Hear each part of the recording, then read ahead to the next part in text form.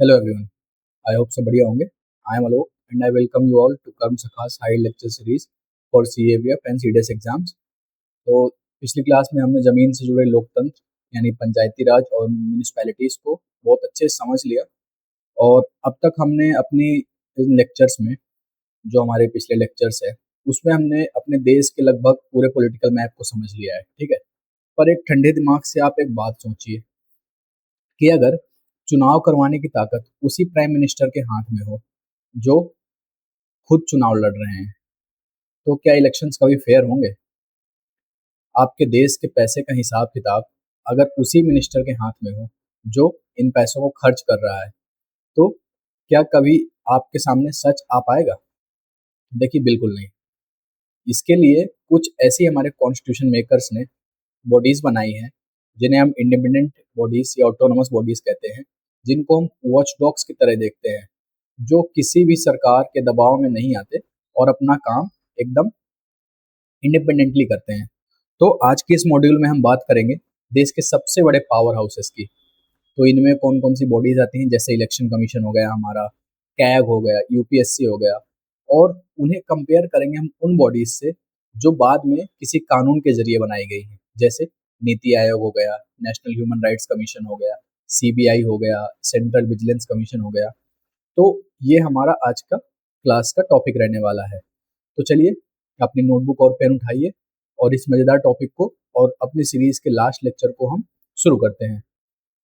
जैसा कि आप देख पा रहे हैं यहाँ पर, हमारा आज का टॉपिक क्या है? हमारा आज का टॉपिक है constitutional and non constitutional bodies. तो कॉन्स्टिट्यूशनल बॉडीज पढ़ेंगे हम और एक तरफ पढ़ेंगे हम नॉन कॉन्स्टिट्यूशनल बॉडीज. देखिए, इसमें जो कॉन्स्टिट्यूशनल बॉडीज हैं ये हमारी डायरेक्टली कहाँ से पावर लेती हैं? डायरेक्टली आर्टिकल से पावर लेती हैं जो हमारे कॉन्स्टिट्यूशन में मेंशन है. जबकि जो हमारी स्टैट्यूटरी बॉडी होती है ये किसी एक्ट ऑफ पार्लियामेंट से बनाई जाती है. और जो एग्जीक्यूटिव बॉडी होती है वो कैसे बनती है? वो कैबिनेट के किसी रेजोल्यूशन से, मतलब एग्जीक्यूटिव रेजोल्यूशन से बनती है. तो हमारा जो फोकस रहने वाला है आज के इस लेक्चर में वो रहने वाला है इन बॉडीज की जो सिलेक्शन कमिटीज होती हैं उनमें कौन कौन होता है, इनको रिमूवल करने की अथॉरिटी किसके पास होती है, और पोस्ट रिटायरमेंट इनकी एलिजिबिलिटी क्या होती है कि ये अपॉइंट किए जा सकते हैं दोबारा उस ऑफिस में या नहीं किया जा सकते हैं. तो ये सब हम आज समझेंगे. तो यहाँ पर मैंने एक कंपैरेटिव मैट्रिक्स दिया हुआ है. तो चलिए पहले हम अपनी नोट्स के जरिए समझते हैं, एक एक बॉडी को हम समझते हैं. तो सबसे पहले हम पकड़ते हैं उन बॉडीज को जिनका जिक्र सीधा हमारे कॉन्स्टिट्यूशन के आर्टिकल्स में है. तो इनको बदलने के लिए सरकार को आर्टिकल 368 के जरिए संविधान बदलना पड़ेगा, जो कि आसान तो नहीं है. तो जो हम हमारा पहला टॉपिक होने वाला है वो है कॉन्स्टिट्यूशनल बॉडीज. अब ये कॉन्स्टिट्यूशनल क्यों है? क्योंकि ये हमारे आर्टिकल्स से पावर ड्राइव करती है और अगर इनमें कुछ चेंज करना है तो सरकार को आर्टिकल 368 का यूज करके इनमें बदलना पड़ेगा. ठीक है. तो इसमें हम सबसे पहले जो बॉडी देखने जा रहे हैं वो है हमारा, पहली बॉडी इसमें हमारी होगी वो है इलेक्शन कमीशन ऑफ इंडिया. तो इलेक्शन कमीशन ऑफ इंडिया एक बहुत ही हमारी इंपॉर्टेंट बॉडी है हमारे देश की. ये एक इंडिपेंडेंट बॉडी है और इसका काम क्या है? ये इलेक्शंस कराती है. प्रेसिडेंट के इलेक्शन हो गए या हमारे प्रधानमंत्री के इलेक्शन हो गए, वाइस प्रेसिडेंट के इलेक्शन हो गए, या स्टेट लेजिस्लेचर और पार्लियामेंट में अगर इलेक्शंस होते हैं तो उनको ये कराती है. ठीक है. तो ये हमारा इलेक्शन कमीशन का काम होता है. और इस कौन से आर्टिकल के अंदर आती है? आती है आर्टिकल 324 के अंदर इसका मेंशन है. तो ये आप याद रखिएगा ये आर्टिकल. ठीक है. ये आर्टिकल एग्जाम में पूछा जाता है, मैच द फॉलोइंग करके पूछ लेगा और आपको पता होना चाहिए. फिर हम देखेंगे कि इलेक्शन कमीशन का एक कंपोजिशन क्या होता है, इसमें कौन कौन होता है. तो देखिए, इसके कंपोजिशन हम देखेंगे कि इसमें एक चीफ इलेक्शन कमिश्नर होते हैं हमारे, चीफ होते हैं हमारे, और अदर इलेक्शन कमिश्नर्स होते हैं. तो इनको कौन अपॉइंट करता है? इनको अपॉइंट करते हैं हमारे प्रेसिडेंट साहब, हमारे राष्ट्रपति इनको अपॉइंट करते हैं. ठीक है. अब ये जो कॉन्स्टिट्यूशन है हमारा ये आपने पिछली क्लासेस में पढ़ा होगा, किसने हाई कोर्ट के जजेस के लिए कोई एक क्वालिफिकेशंस बताई है, या एमपी के लिए क्वालिफिकेशन होनी चाहिए, ठीक है। तो या कोई एज होनी चाहिए। तो जो हमारा कॉन्स्टिट्यूशन है, इसने हमारे जो इलेक्शन कमिश्नर्स हैं या चीफ इलेक्शन कमिश्नर है, इनके लिए कोई क्वालिफिकेशन नहीं प्रिस्क्राइब करी है। No qualifications prescribed by our constitution. तो और इनका जो है कोई टर्म ऑफ मेंबर्स भी नहीं स्पेसिफाई किया गया है। हमारे कॉन्स्टिट्यूशन में ये स्पेसिफाई नहीं किया गया है, ठीक है। तो अब देखते हैं हमारे जो इलेक्शन कमिश्नर होते हैं या इलेक्शन कमीशन है, इसका काम क्या होता है। तो इसके पास देखिए कुछ पावर्स है। तो ये it determines the territorial areas of और electoral constituency throughout the country. तो जो टेरिटरीज होती हैं, जो कॉन्स्टिट्यूएंसीज होती हैं, इनको एक ये डिफाइन करता है हमारा इलेक्शन कमीशन। फिर ये क्या करता है, it notifies the dates and schedule of election. Election कब होगा, कैसे होगा, ये सब इलेक्शन कमीशन का काम है। ये और क्या करता है, ये पॉलिटिकल पार्टीज को रिकग्निशन देता है और इलेक्शन सिंबल उनको अलॉट करता है पॉलिटिकल पार्टीज को। तो ये इसका काम है। It also determines code of conduct during election. जो मॉडल कोड ऑफ कंडक्ट हमारा होता है, उसकी भी ये डिटरमाइन करता है, ठीक है। तो एक चीज हम यहाँ पर देखते हैं, जो हमारे चीफ इलेक्शन कमिश्नर होते हैं और अदर इलेक्शन कमिश्नर, ये जो हैं 6 ईयर्स के लिए अपना ऑफिस होल्ड करते हैं, और until until they attain age of 65 years, ठीक है। तो ये आप याद रखिएगा, 65 ईयर्स के हो जाएंगे या तो 6 ईयर्स जब तक ऑफिस में रहेंगे। तो ये इनका टर्म जो टेन्योर है, ठीक है। ये हमारा इलेक्शन कमीशन हो गया। हमने इसमें सारी चीज़ें देख ली जो इम्पोर्टेंट थी। फिर दूसरी जो बॉडी है हमारी कॉन्स्टिट्यूशनल बॉडी, वो हम देखते हैं, union public service commission, UPSC, जो हमारा सीडीएस सीएपीएफ सिविल सर्विस का एग्जाम कराता है, ठीक है। तो ये एक रिक्रूटिंग बॉडी है, सेंट्रल रिक्रूटिंग एजेंसी है हमारी इंडिया की, ठीक है। और इसका मेंशन कौन से आर्टिकल्स में है, इसका आर्टिकल 315 से 323 में इसके सारे प्रोविजंस दिए गए हैं। फिर हम देखेंगे कि इसके कंपोजिशन क्या है। इसमें एक चेयरपर्सन होते हैं और अदर मेंबर्स हमारे प्रेसिडेंट फिक्स करते हैं और इनको अपॉइंट करते हैं अपॉइंटेड बाय प्रेसिडेंट। तो जो सेंट्रल बॉडीज है उनका अपॉइंटमेंट हमारे प्रेसिडेंट करते हैं। इनके लिए भी कोई क्वालिफिकेशन प्रिस्क्राइब नहीं है। और बट एक चीज है कि जो 1/2 ऑफ द मेंबर्स होने चाहिए, 1/2 ऑफ द मेंबर्स होने चाहिए हमारे यूपीएससी के, they should be such person who have held office for at least 10 years. मतलब एटलीस्ट 10 ईयर्स के लिए उनने कोई एक ऑफिस होल्ड किया हो, कहाँ, या तो सेंट्रल गवर्नमेंट में या तो स्टेट गवर्नमेंट में। तो वही इसके मेंबर बन सकते हैं। तो ये आप याद रखिएगा कि कोई क्वालिफिकेशंस नहीं है, बट जो 1/2 मेंबर्स होते हैं यूपीएससी के, 1/2 मेंबर्स, उनके पास कम से कम 10 साल का एक्सपीरियंस होना चाहिए। ये चीज आप याद रखिएगा। फिर दे हो also hold office for 6 years और until they attain age of 65 years of age, ठीक है। फिर ये रिजाइन किसको करते हैं, they resign resignation to president. तो जो हमारे चेयरमैन है यूपीएससी के और मेंबर्स हैं, they submit the resignation to the president. फिर जो हमारे चेयरपर्सन होते हैं यूपीएससी के, ये not eligible for reappointment, not eligible for reappointment. मतलब ये किसी ऑफिस में अंडर सेंट्रल गवर्नमेंट और स्टेट गवर्नमेंट ये अपॉइंट नहीं किया जा सकते हैं। बट जो मेंबर्स होते हैं, they can be appointed as chairman of UPSC और any state public service commission. तो ये सिर्फ चेयरमैन बन सकते हैं after they cease to hold office.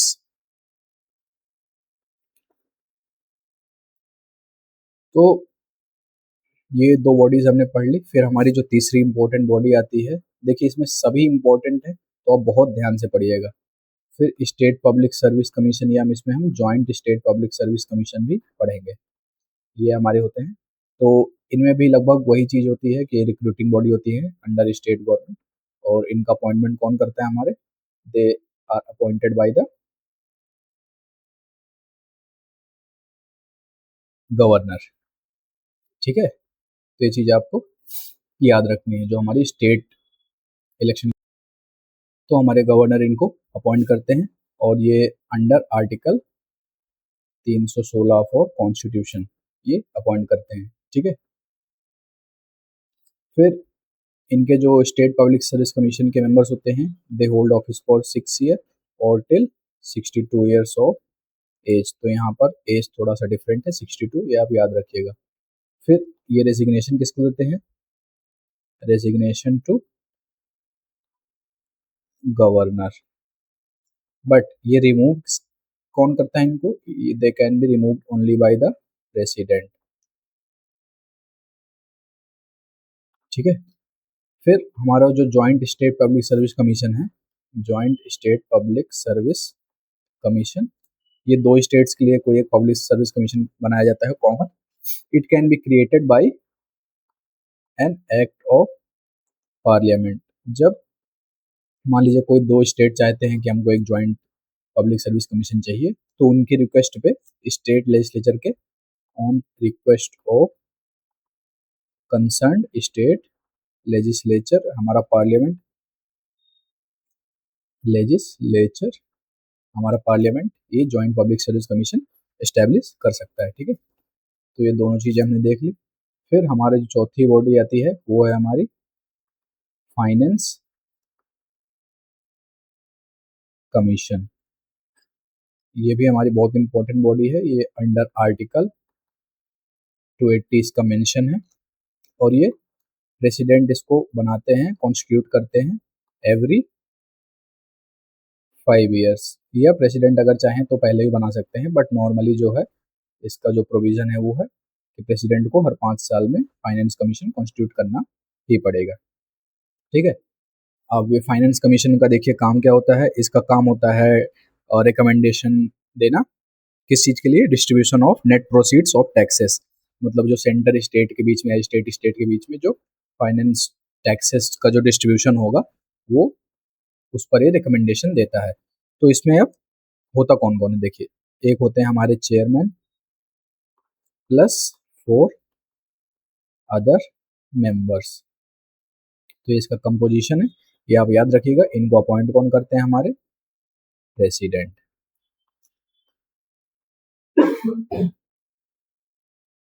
Appointed by president of India. ठीक है, ये एलिजिबल होते हैं फॉर रीअपॉइंटमेंट। ये आप नोट कर लीजिएगा, ये थोड़ा डिफरेंट है, क्योंकि अभी तक हमने जो ऊपर देखा कि they are not eligible for reappointment, but जो चेयरमैन और इसके मेंबर होते हैं फाइनेंस कमीशन के, they are eligible for reappointment. फिर फाइनेंस कमीशन को हमारा जो है, इसको एक नाम भी दिया गया है, अगर कभी पूछ ले आपसे तो ये बताइएगा, इसको वाला गया है balancing wheel of physical federalism in India. तो ये हमारे फाइनेंस कमीशन को balancing wheel of physical federalism in India बताया गया है।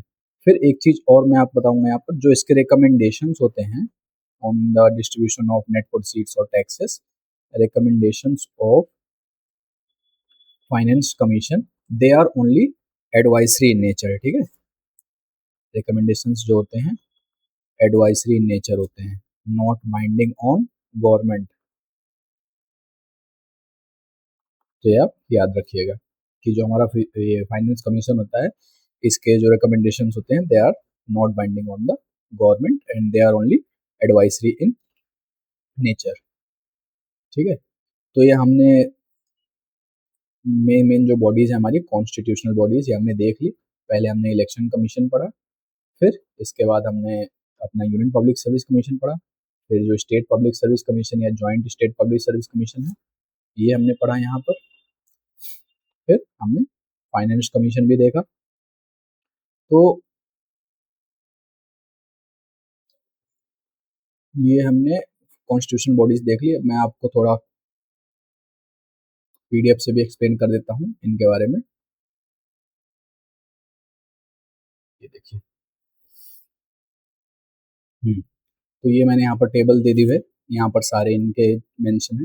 जो इलेक्शन कमीशन होता है हमारा वो पार्ट 15 में है, आर्टिकल 324 में।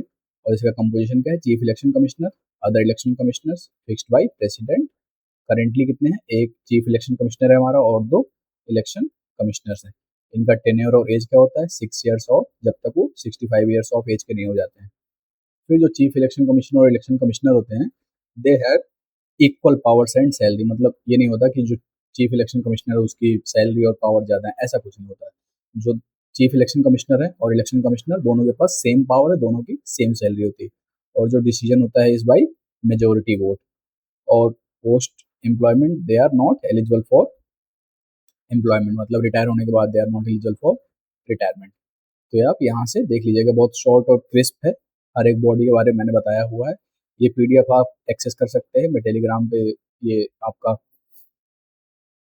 डिस्क्रिप्शन बॉक्स पे आपको मैं लिंक प्रोवाइड करा दूंगा इसका, तो आप ये पीडीएफ वहाँ से एक्सेस कर सकते हैं। फिर हमारी जो दूसरी बॉडी है वो है यूपीएससी। अभी हमने पढ़ा, ये पार्ट 14 में है।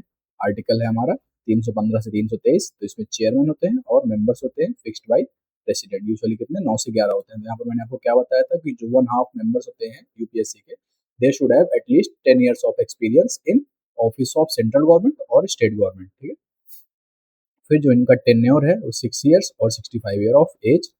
Chairman is strictly barred from further government employment, but members can only become, जो यूपीएससी है या स्टेट पब्लिक सर्विस कमीशन है उसके चेयरमैन बन सकते हैं। तो जो चेयरमैन है यूपीएससी के वो कहीं एम्प्लॉयमेंट नहीं हो सकती उनकी, बट जो members of UPSC they can become chairman of UPSC और chairman of state public service commission. तो ये आपको याद रखना है। फिर जो नेक्स्ट बॉडी हमने पढ़ी वो है हमारी कैग।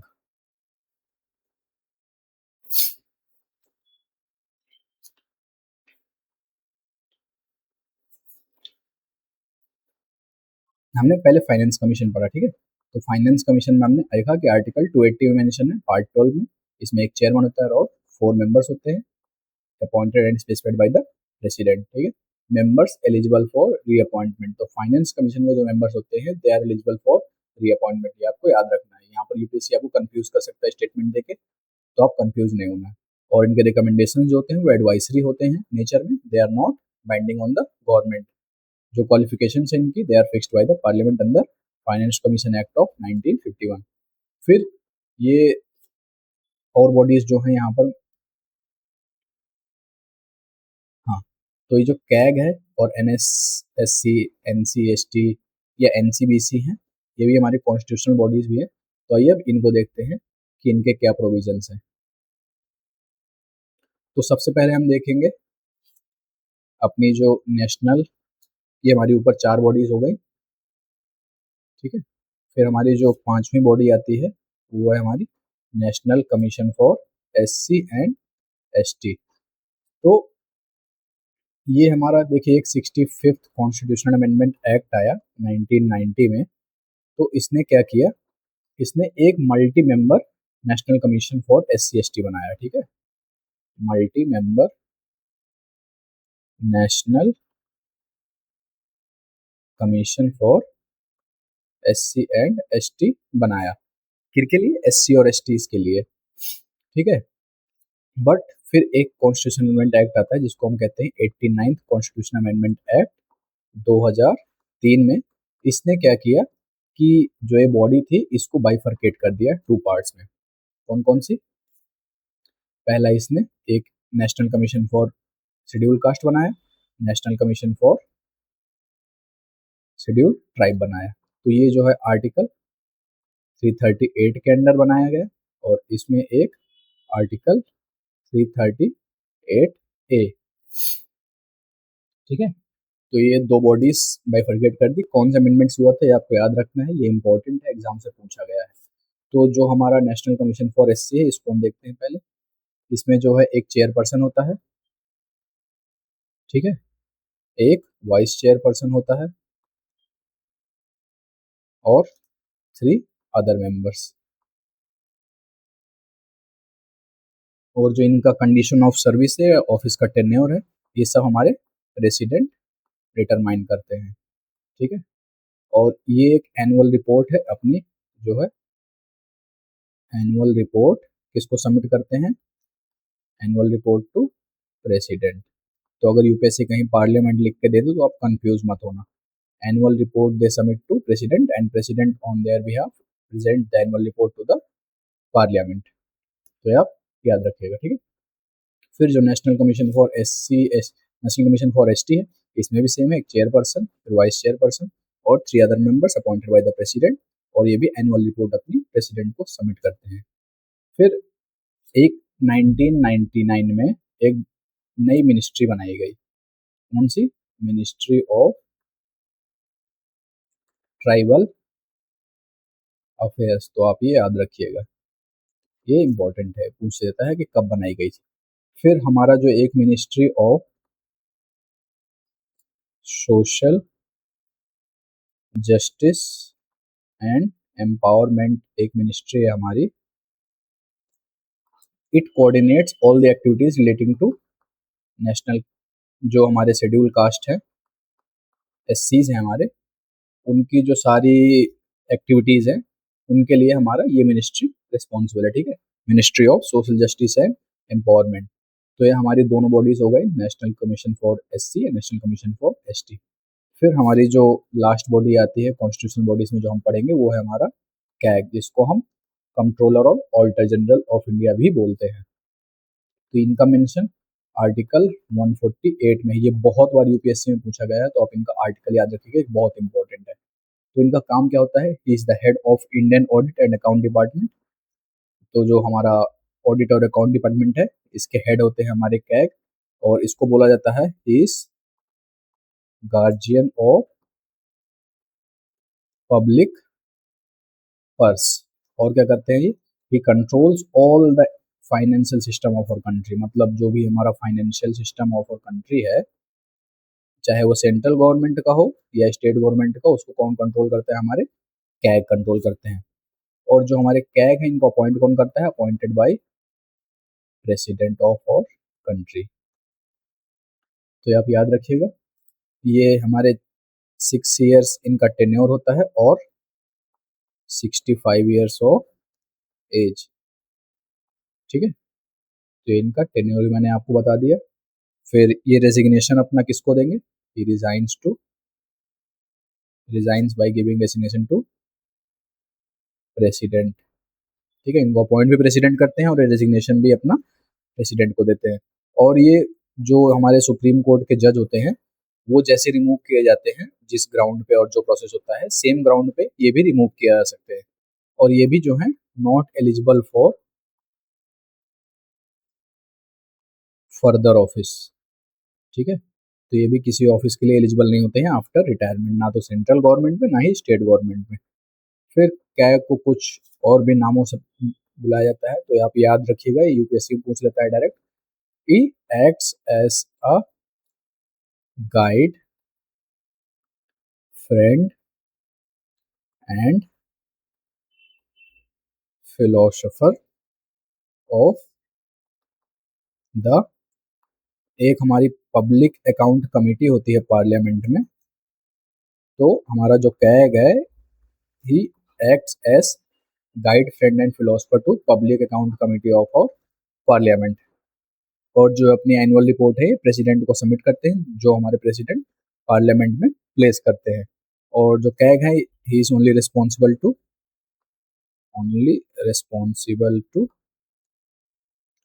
The parliament. तो ये आप याद रखिएगा। अब देखिए, जो हमारे कैग होते हैं ये सिर्फ ऑडिट स्टेज पर ही इनका कंसर्न होता है। ठीक है, कि मतलब पैसा खर्च हो गया है, उसके बाद जो ऑडिटिंग वाला काम होता है वो ये करते हैं। पैसा जब इशू हो रहा होता है तब इनका कोई रोल नहीं होता है, सिर्फ ऑडिट के टाइम पे काम करते हैं। तो ये आप याद रखिएगा। अब मैं यहाँ पर आपको दिखा देता हूँ, पीडीएफ में भी यही चीजें लिखी थी जो मैंने यहाँ आपको बताई। देखिए, कैग हमारा आर्टिकल 148 टू 151 पार्ट 5, ये अकेले मेंबर होते हैं, 6 ईयर और 65 year of age, appointed by warrant under hand and seal of president, barred from further office. Auditor होते हैं, नॉट अ कंट्रोलर। इनका नाम जरूर है बट सिर्फ ऑडिटर है जो ऑडिटिंग के टाइम पे काम करते हैं। फिर national commission for schedule cast, article 338 part 16, chairman होता है, वाइस चेयरमैन, 3 मेंबर, 3 साल के लिए ये इनका टेन्योर होता है। Has power of civil code during investigation और submit their report to president every year. फिर सेम एसटी के लिए इसका आर्टिकल डिफरेंट है, 338 ये कौन से अमेंडमेंट से हुआ था, 89 कॉन्स्टिट्यूशन अमेंडमेंट एक्ट से। पार्ट 16 में आते हैं, चेयरमैन, वाइस चेयरमैन और 3 मेंबर, 3 साल की इनका टेन्योर होता है। ये लिखा है यहाँ पर 89 कॉन्स्टिट्यूशन अमेंडमेंट एक्ट 2003 से इनको बाइफरकेट किया गया फ्रॉम एनसीएससी। और जो इनके फंक्शंस हैं इंक्लूड्स फॉरेस्ट राइट इवेल्युएशन। फिर एक ये जो लास्ट बॉडी है, national commission for backward class, ये आर्टिकल 338 बी के अंडर लाया गया। पार्ट 16 में चेयरमैन, वाइस चेयरमैन, 3 मेंबर्स, 3 साल का इनका टेन्योर, और इनको constitutional status via 102nd constitution amendment act 2018 इनको मिला, and it share same power as NCSC. तो ये कुछ कॉन्स्टिट्यूशनल बॉडीज थी जो हमने पढ़ी। ये टेबल यहाँ पर दी है, यहाँ से आप इजिली इसको रिवाइज कर सकते हैं। फिर हम आते हैं अपने नॉन कॉन्स्टिट्यूशनल बॉडीज के ऊपर, तो इनमें भी हम कुछ बॉडीज पढ़ेंगे। चलिए उनको देख लेते हैं एक बार यहाँ पर, ठीक है। तो ये जो नॉन कॉन्स्टिट्यूशनल बॉडीज होती हैं ये 2 तरह की होती हैं, ठीक है। तो मैं आपको बताता हूँ यहाँ पर कि इनके 2 डिवीजन होते हैं।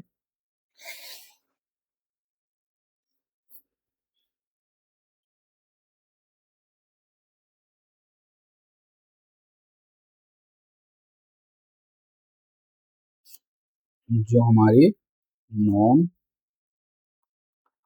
कॉन्स्टिट्यूशनल बॉडीज होती हैं ये हमारी 2 तरीके की होती हैं। देखिए, एक होती है ये स्टैट्यूटरी बॉडी, फिर दूसरी होती है ये एग्जीक्यूटिव बॉडी। अब ये एग्जीक्यूटिव और स्टैट्यूटरी में डिफरेंस क्या है मैं आपको बताता हूँ। जो स्टैट्यूटरी बॉडीज होती है हमारी, ये पार्लियामेंट किसी एक्ट से बनाता है, ठीक है। जो एग्जांपल इनके ये नेशनल ह्यूमन राइट्स कमीशन हो गया, या जो सेबी हो गया, या आरटीआई जो इसको हम सीआईसी हमारी है, ये सब जो है स्टैट्यूटरी बॉडी।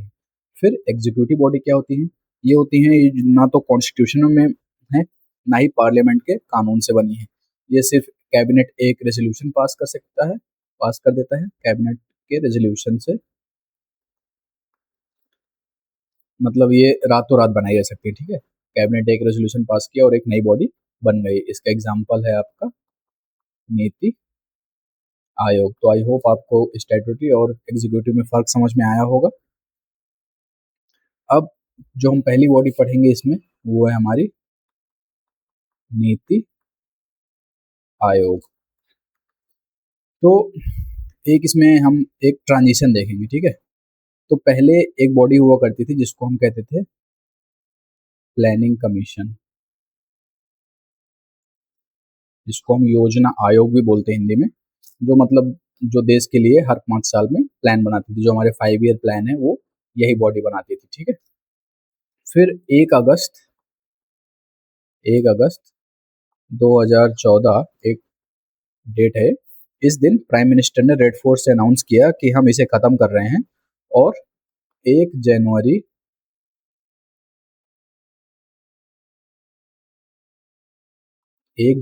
2015 को एक नई बॉडी बनती है, और प्लानिंग कमीशन की जगह आता है हमारा नीति आयोग, ठीक है। तो ये नीति आयोग आप सुनते होंगे तो आपको नीति का जो फुल फॉर्म है वो पता होना चाहिए। इसका फुल फॉर्म होता है national institution for transforming India. तो जो प्लानिंग कमीशन था ये टॉप डाउन अप्रोच पर चल रहा था, यानी दिल्ली में बैठकर नेता तय करते थे कि गांव में क्या होगा, ठीक है। लेकिन जो हमारा नीति आयोग आया, ये बॉटम अप अप्रोच पर चलता है। तो जो हमारा प्लानिंग कमीशन था, ये टॉप डाउन अप्रोच पे चलता था। जब नीति आयोग है, ये हमारा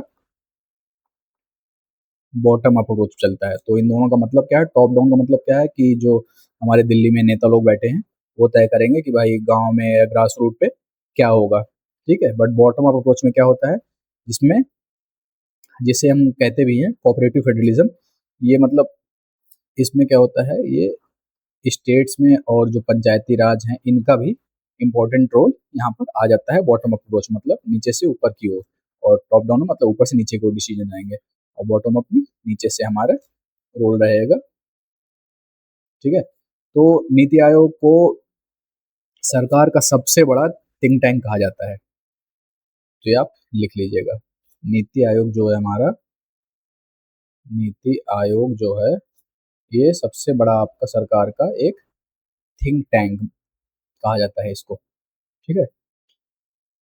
तो चलिए अब इसके बारे में पढ़ते हैं हम कि नीति आयोग कैसे बना। वो तो हमने देख लिया कि प्लानिंग कमीशन को रिप्लेस करके बना, और इसका फुल फॉर्म क्या है। ये जो है हमारा एक एग्जीक्यूटिव बॉडी है, जो एक कैबिनेट के रेजोल्यूशन से बना था, ठीक है। ना तो एक कॉन्स्टिट्यूशनल बॉडी है, ना ही स्टैट्यूटरी बॉडी है। और इसके चेयरपर्सन होते हैं, ये कौन होते हैं? चेयरपर्सन इसके जो होते हैं हमारे प्रधानमंत्री होते हैं। और इसका एक मैंडेट है कि he it should meet at least twice a year. तो ये नीति आयोग की कुछ चीज़ें थी जो मैंने आपको बताई। फिर जो हम दूसरी बॉडी हमारे नॉन कॉन्स्टिट्यूशनल बॉडी में पढ़ेंगे, वो है हमारी NHRC, मतलब नेशनल ह्यूमन राइट्स कमीशन। तो ये एक स्टैट्यूटरी बॉडी है, मतलब ये एक पार्लियामेंट के एक्ट से बनाई गई है। ये कब बनी थी? 1993, अंडर नेशनल, अंडर ये एक एक्ट आया था, protection of human rights act 1993। इसके अंडर हमारी जो है ये बॉडी क्रिएट करी गई थी। तो ये एक मल्टी मेंबर बॉडी होती है, इसमें एक चेयरपर्सन होते हैं और प्लस 4 मेंबर्स होते हैं नेशनल ह्यूमन राइट्स कमीशन में। तो जो इसके चेयरपर्सन होते हैं, ये हमारे एक retired chief justice of India होने चाहिए। और जो हमारे मेंबर्स होते हैं, ये या तो सर्विंग या रिटायर्ड जज ऑफ सुप्रीम कोर्ट होने चाहिए, ठीक है। और कौन हो सकते हैं? और या तो हमारे सर्विंग या retired chief justice of high court भी इसके मेंबर हो सकते हैं। इसके 4 एक्स ऑफिशियो मेंबर भी होते हैं। एक्स ऑफिशियो मतलब मैंने आपको बताया है पिछले लेक्चर्स में कि मतलब अगर कोई पर्सन जो है वो किसी पद पे है, तो वो ऑटोमेटिकली किसी बॉडी का हेड बन जाता है। जैसे हमारे जो वाइस प्रेसिडेंट है, वो ex officio chairman of Rajya Sabha होते हैं। तो वैसे इसके 4 एक्स ऑफिशियो मेंबर्स कौन कौन से होते हैं? जो चेयरमैन होते हैं हमारी 4 बॉडीज के, chairman of national commission for minorities, इसका जो चेयरमैन होगा वो इसका एक्स ऑफिशियो मेंबर होगा। फिर national commission for SC/SC, national commission for ST, national commission for national commission for women. तो इनके जो चेयरमैन होते हैं वो इसके एक्स ऑफिशियो मेंबर्स होते हैं, ये आपको याद रखना है, ठीक है। अब इसके जो चेयरमैन और मेंबर्स हैं, वो अपॉइंट कौन करता है? हमारे प्रेसिडेंट अपॉइंट करते हैं इनके मेंबर्स को और चेयरमैन को। और ये कमेटी के रिकमेंडेशन पे होते हैं, 6 मेंबर कमेटी होती है जिसकी रिकमेंडेशन पे ये अपॉइंट किए जाते हैं। तो 6 मेंबर कमेटी में देखिए रहता कौन कौन है? हमारे प्रधानमंत्री रहते हैं, जो हमारे हेड होते हैं इस कमेटी के। फिर हमारे स्पीकर ऑफ लोकसभा जो हैं, ये रहते हैं इसके इस कमेटी में। फिर हमारे लीडर ऑफ अपोजिशन जो हैं, लोकसभा प्लस राज्यसभा, ये रहते हैं। और इसमें जो हमारे जो डिप्टी चेयर रहते हैं हमारे राज्यसभा के, ये रहते हैं। और हमारे होम मिनिस्टर। तो ये हमारे 1 2 3 4 5 6, ये 6 मेंबर कमेटी है जो रिकमेंडेशन देती है चेयरमैन ऑफ मेंबर्स के लिए और फिर प्रेसिडेंट उनको अपॉइंट करते हैं। फिर हम इसमें देखेंगे जो चेयरमैन हैं और मेंबर्स हैं, they are not eligible for further employment, not eligible for further employment. ठीक है, तो ये आपको याद रखना है।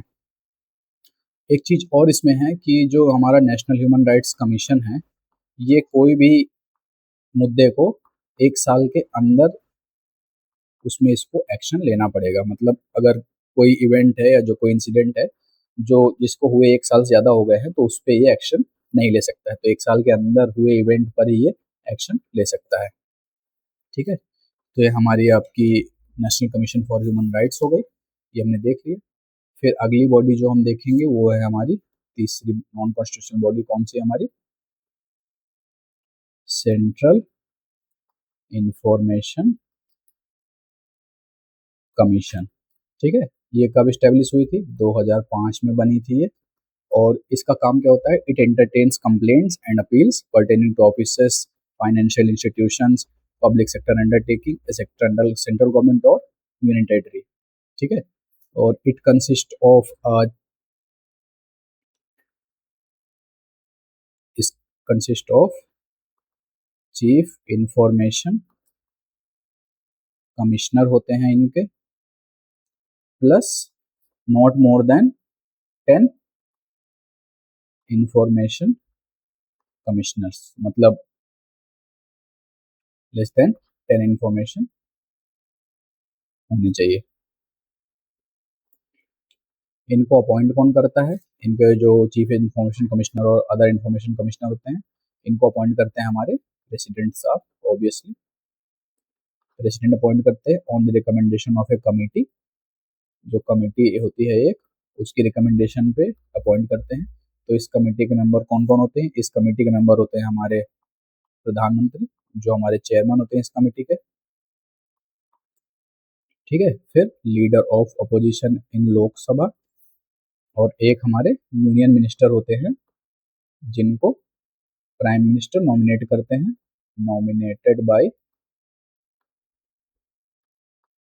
Prime minister. तो ये 3 मेंबर्स होते हैं कमेटी में जो रिकमेंडेशन देते हैं प्रेसिडेंट को, ये चीफ इंफॉर्मेशन कमिश्नर और इंफॉर्मेशन कमिश्नर्स को अपॉइंट करने के लिए। तो ये जो मेंबर्स होते हैं इसके, they hold office for 5 years और till they attain 65 years of age, ये आपको याद रखना है। और they are also not eligible for reappointment, reappointment. ठीक है, तो ये आपको याद रखना है। तो ये हमारी सेंट्रल इंफॉर्मेशन कमिश्नर हम कमीशन पढ़ लिया। फिर हमारा जो ये हमने 3 बॉडीज पढ़ ली यहाँ पर। पहले हमने देखी नीति आयोग, फिर हमने देखा नेशनल ह्यूमन राइट्स कमीशन, फिर तीसरा हमने देखा सेंट्रल इंफॉर्मेशन कमिश्नर, फिर चौथी जो बॉडी हम इसमें पढ़ने जा रहे हैं वो सेंट्रल विजिलेंस कमीशन। ठीक है, तो जो सेंट्रल विजिलेंस कमीशन होता है, it is for preventing corruption और preventing corruption in the government. और ये एस्टेब्लिश कब हुई थी? ये एस्टेब्लिश हुई थी आपकी 1964 में ऑन द रिकमेंडेशन ऑफ एक संथानम कमेटी हमारी बनी थी उस टाइम पे। तो उसकी रिकमेंडेशन पे हमारी ये बॉडी एस्टेब्लिश हुई थी। और इसको स्टैट्यूटरी स्टेटस भी मिला हुआ है इस बॉडी को। स्टैट्यूटरी स्टेटस कब मिला था इसको? इसको स्टैट्यूटरी स्टेटस 2003 में मिला हुआ था। अब इसका कंपोजिशन देख लेते हैं हम। इसमें एक सेंट्रल विजिलेंस कमिश्नर होते हैं, plus not more then 2 vigilance commissioner. ठीक है, तो ये इसके कंपोजिशन हो गया। और इनको अपॉइंट कौन करता है? हमारे प्रेसिडेंट अपॉइंट करते हैं on the recommendation of A committee. एक कमेटी की रिकमेंडेशन पे अपॉइंट करते हैं। तो उस कमेटी में देखिए कौन कौन होता है। उस कमेटी में हमारे होते हैं prime minister as the head, फिर हमारे leader of opposition in Lok Sabha, और हमारे होम मिनिस्टर साहब। तो ये इस कमेटी में होते हैं जो रिकमेंडेशन देती है प्रेसिडेंट को इनके मेंबर्स अपॉइंट करने के लिए। अब जो इनके मेंबर्स होते हैं, they hold office for 4 years और till they attain 65 years of age. तो ये आप याद रखिएगा, इनकी जो एजेस है हर जगह डिफरेंट डिफरेंट है, तो ये बहुत कंफ्यूजिंग हो जाता है कभी कभी, तो आप ये याद रखिएगा, ठीक। तो ये हमने देखा इनकी एज हो गई, अलग अलग होती है, तो आप ये याद रखिएगा। फिर जो इसके मेंबर्स होते हैं, they are not eligible for reappointment. तो आप याद रखिएगा सब कुछ। जो भी मैं पॉइंट्स बता रहा हूँ ये एकदम क्रिस्प और शॉर्ट है, और इनसे डायरेक्ट यूपीएससी में क्वेश्चन बनता है, तो इसलिए इम्पोर्टेंट हो जाते हैं। तो ये हमारे हमने सेंट्रल विजिलेंस कमीशन भी देख लिया। फिर हमारी जो लास्ट बॉडी है इसमें हम जो पढ़ेंगे वो है हमारी CBI, central bureau of investigation. ये कब इस्टेब्लिश हुई थी? ये भी 1963 में इस्टेब्लिश हुई थी on the recommendation of Santhanam committee. तो ये दो हमारी बॉडीज हैं जो इस कमेटी के रिकमेंडेशन पे इस्टेब्लिश हुई थी, एक हमारी सीबीआई और दूसरी हमने देखी सीबीसी, ठीक है। तो ये हमारी एग्जीक्यूटिव बॉडी है सीबीआई, ये by resolution of ministry of home affairs establish की गई थी, पर इसको लेटर ट्रांसफर कर दिया गया टू मिनिस्ट्री ऑफ पर्सनल के अंडर। पहले मिनिस्ट्री ऑफ होम अफेयर्स के अंडर थी, फिर इसको ट्रांसफर कर दिया गया मिनिस्ट्री ऑफ पर्सनल के अंदर, ठीक है। तो जो हमारी सीबीआई है, it drives its powers from, एक एक्ट है जहां से अपने पावर ड्राइव करती है, जिसको हम बोलते हैं Delhi police, sorry, Delhi special police establishment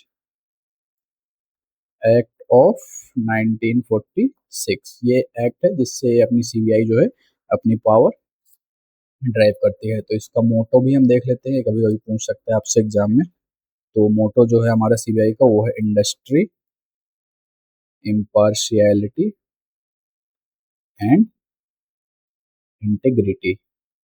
ये हमारी मोटो है, ये भी आप याद रख सकते हैं।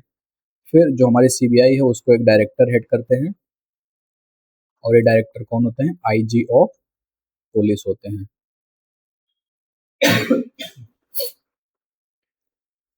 अब ये डायरेक्टर है, इनको कौन अपॉइंट करता है? जो ये एक कमिटी, 3 मेंबर कमिटी होती है, जिनके रिकमेंडेशन पे इनके डायरेक्टर अपॉइंट होते हैं। इस 3 मेंबर कमिटी में देखिए कौन कौन होता है। पहले तो हमारे प्रधानमंत्री होते हैं जो इस कमेटी के हेड होते हैं, फिर हमारे leader of opposition in Lok Sabha होते हैं, फिर एक जो मेंबर होते हैं वो हमारे चीफ जस्टिस ऑफ इंडिया होंगे, या तो कोई जज ऑफ सुप्रीम कोर्ट होंगे, जिनको हमारे chief justice of India nominate करते हैं।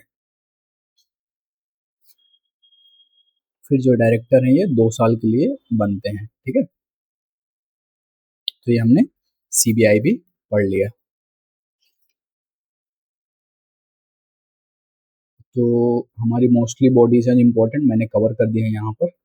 अब मैं आपको यहाँ नॉन कॉन्स्टिट्यूशनल बॉडीज भी दिखा देता हूँ। तो ये देखिए, ये हमारी चीफ सेंट्रल इंफॉर्मेशन कमीशन हो गया, स्टैट्यूटरी बॉडी, आरटीआई एक्ट 2005 के अंडर इसको स्टैब्लिश किया गया। कंपोजिशन हो गया इसका, एज, टेन्योर एज, ये सब लिखा हुआ है यहाँ पर, आप इसको रिवाइज कर सकते हैं इस पीडीएफ से। इसको सिलेक्शन में जो मेंबर्स रहते हैं वो सब लिखे हुए हैं, रिमूवल कौन करता है। फिर सीबीसी हो गई हमारी, स्टैट्यूटरी बॉडी हो गई हमारी, ठीक है। तो इसका कंपोजिशन भी है, फिर इसका जो टेन्योर है वो ये हो गया, और इसके जो सिलेक्शन में जो जो मेंबर्स रहते हैं वो भी यहाँ पर मेंशन। तो इसके सिलेक्शन में हमने देखा कौन कौन थे, फिर इसका रिमूवल हमने यहाँ पर लिखा हुआ है। फिर जो हमने बॉडी पढ़ी लास्ट अपनी सीबीआई, वो नॉन स्टेटरी बॉडी, इसके डायरेक्टर 2 साल के लिए होते हैं। सिलेक्शन कमेटी में कौन कौन होता है? Prime minister, leader of opposition और चीफ जस्टिस ऑफ इंडिया, और सुप्रीम कोर्ट जज nominated by chief justice of India. फिर ये हमारी थोड़ा सा इनमें हमने डेप्थ नॉलेज दे दिया है, अगर आपको पढ़ना हो तो ये भी आप रिवाइज कर सकते हैं। जो हमारी फाइनेंस कमीशन है, it is a post judicial body, मतलब ये आधी जुडिशियल बॉडी है, आधी फाइनेंस कमीशन जो है constitute by president every 5th year. तो हर 5 साल में इसको हमारे प्रेसिडेंट बनाते हैं। फिर chairman must have experience in public affair, और जो 4 मेंबर्स हैं ये कौन कौन होते हैं, दे हाई कोर्ट के जज या to be qualified as high court जज होने चाहिए। फिर इनका जो मैंडेट होता है, it recommend the distribution of net proceed of taxes between union states और allocation among states and the principal governing grants in it under article 275। फिर हमने ये भी देख लिया national commission for schedule caste, schedule tribe and backward class. फिर इनका evolution में देखा हमने, 65th अमेंडमेंट से बनी थी कमीशन, फिर 89 से इसको बाइफरकेट किया गया, और फिर 102 से इसको जो है कॉन्स्टिट्यूशनल स्टेटस मिला। फिर इनकी judicial power, they can act as a civil court की इनकी पावर होती है। फिर हमने सेंट्रल इंफॉर्मेशन कमीशन भी देखा, सेंट्रल विजिलेंस कमीशन देखा, ये सारा यहाँ पर लिखा हुआ है, ठीक है। सैलरीज ट्रैप्स है यहाँ पर, एक salaries and allowance of CIC and information commission are now determined directly by the central government, eliminating the original parity the held with election commissioner. फिर सीबीआई में 1963 में by resolution of ministry of home affair later transfer to ministry of personnel, ना तो statutory body है, ये Delhi police special establishment act से अपनी power drive करती है, ठीक है। फिर एक जो है, to investigate a crime in state the CBI must obtain either general consent और specific consent from the state government. मतलब अगर सीबीआई को किसी स्टेट में कोई क्राइम इन्वेस्टिगेट करना है तो उसको एक कंसेंट लेना पड़ेगा, कहाँ से, उस स्टेट की गवर्नमेंट से, ठीक है।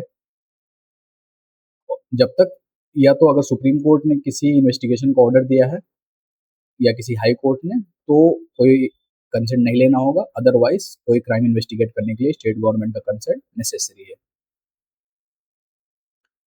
फिर यहाँ पर मैंने ये हर बॉडी के लिए जो कमिटी होती है इनका यहाँ पर मैंने आपको चार्ट के जरिए समझा दिया है, तो ये भी आप देख सकते हैं, ये सीबीआई के लिए और सीबीसी दोनों के लिए। फिर कुछ एग्जाम ट्रैप्स हैं जो आपको याद रखने हैं, कि by warrant under hand and seal in Indian polity only specific high dignitaries are appointed by president, ठीक है। This include supreme court, high court जजेस, governor, CAG, members of NCSC, NCST, NCBC, ये यूपीएससी के trap है, ठीक है। जो हमारे सीईसी और यूपीएससी के chairman and CBC are appointed by the president but not under a warrant under hand and seal, तो ये आपको समझना है।